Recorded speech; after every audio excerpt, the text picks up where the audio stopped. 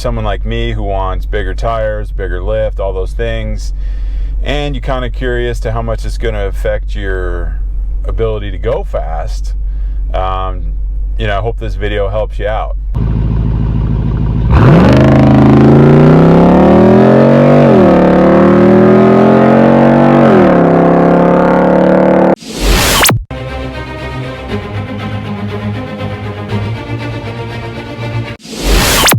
Welcome back to Path to Rome. If you haven't done so, click subscribe below, follow along to learn more about everything that we're trying to do here. A big part of this channel is to kind of dive into what's important to me in terms of adventuring and spending time with the outdoors. Now, I personally choose a Jeep to do it. You can do it through many other ways. I know there's a lot of Jeep lovers out there, but I also know there's a lot of people who love Toyotas and Broncos and full-size trucks and side-by-sides, whatever it is that fulfills that for you. Get out there, roam, and enjoy it. Like I said, if you haven't done so, click subscribe, follow along. Today we're going to take a few minutes to talk about the Rubicon 392 and its 0 to 60 mile per hour test. Now, the factory tells you, this is a 2021, I want to say, they say it's 4.5 seconds from 0 to 60. Now, that's pretty fast. I can tell you when I hit the gas and launch this thing, it goes. There's no doubt about it.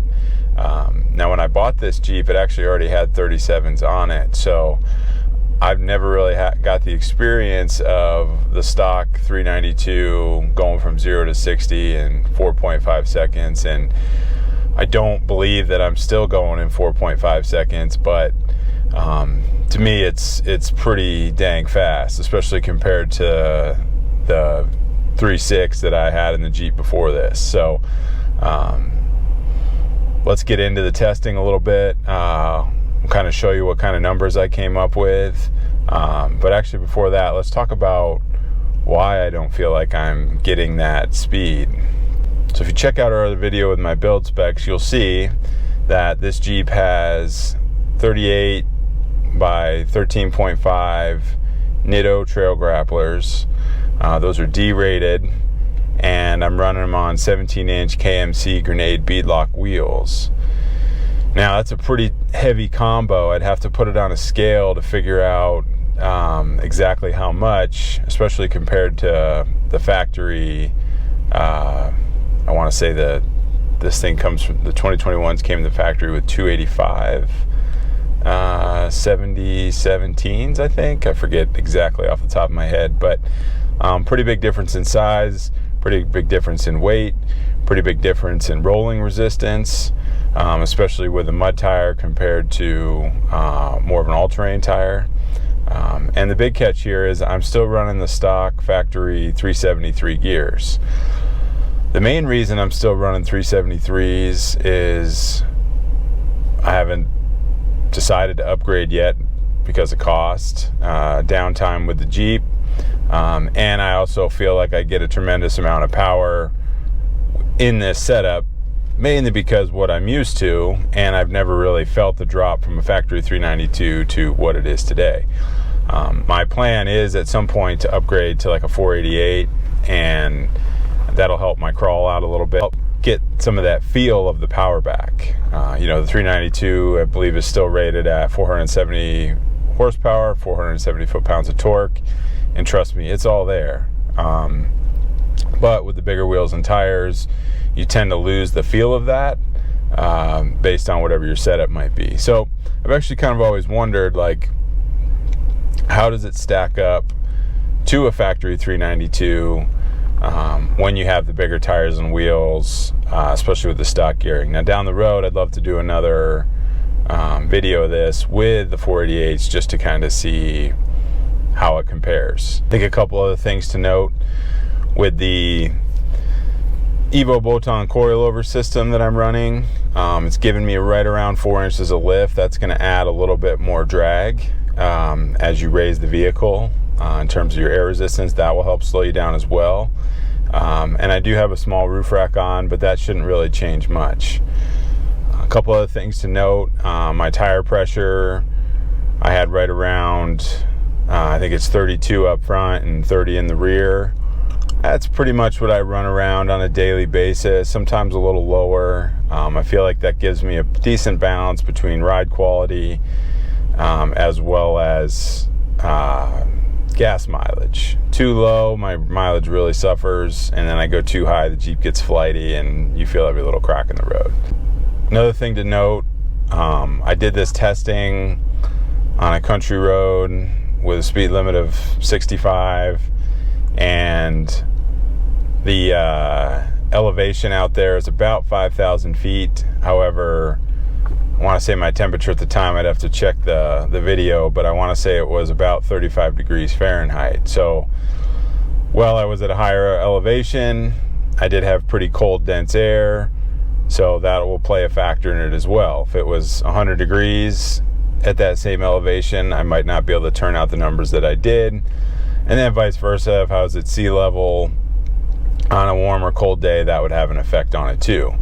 Especially in something like this where we're going to be splitting tenths of seconds and half a seconds and seeing what really makes a difference. It's good to kind of think about all these factors. I'm running this test through the taser that I have plugged into my JL Rubicon here, and this, I have the tire size corrected. See that live feature, be able to do 0 to 60, 0 to 30, and a bunch of other different live functions that are really pretty cool. But mainly I use it to set my tire pressures and their size at this point. But I figured, hey, let's try it out. Let's see how it works, because it really gives you that true from 0 to 60, gives it to you right on the dash. You'll see that in a little video as well. So with all that said, let's go ahead and get it done.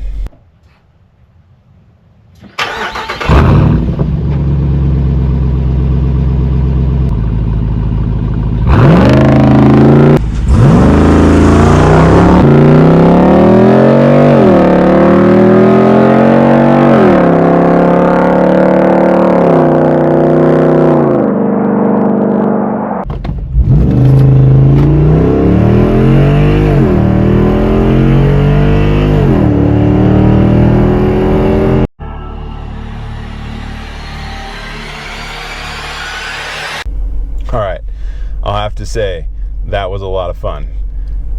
From 0 not moving to stomping on the gas, this thing just frickin' roars, and it is so fast.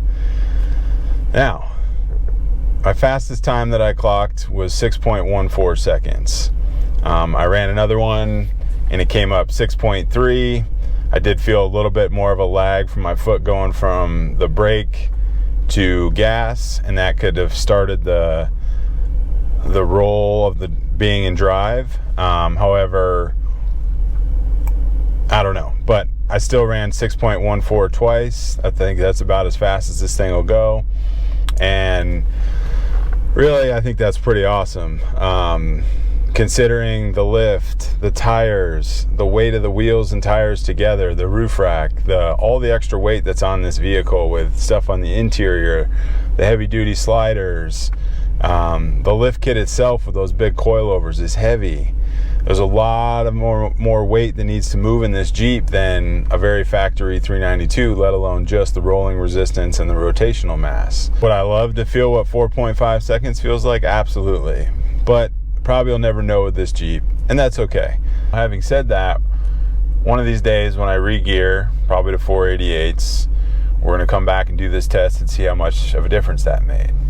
Now, this may not apply to everybody. I'm sure there's plenty of people with factory 392s that, want to go fast and do all the things. But if you're someone like me who wants bigger tires, bigger lift, all those things, and you're kind of curious to how much it's going to affect your ability to go fast, I hope this video helps you out, because this is something I've kind of been wondering, and really it's really not that much of a difference. We're talking about a little over a second and a half, 0 to 60.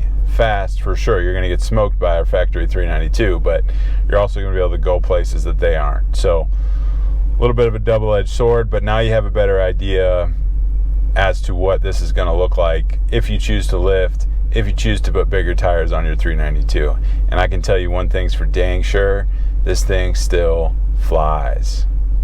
Thanks for checking us out. Path to Rome. If you haven't done so, subscribe below, follow along. Stay tuned as we got a lot more great information coming your way, along with our new adventure series that should be heading to a screen near you in no time at all.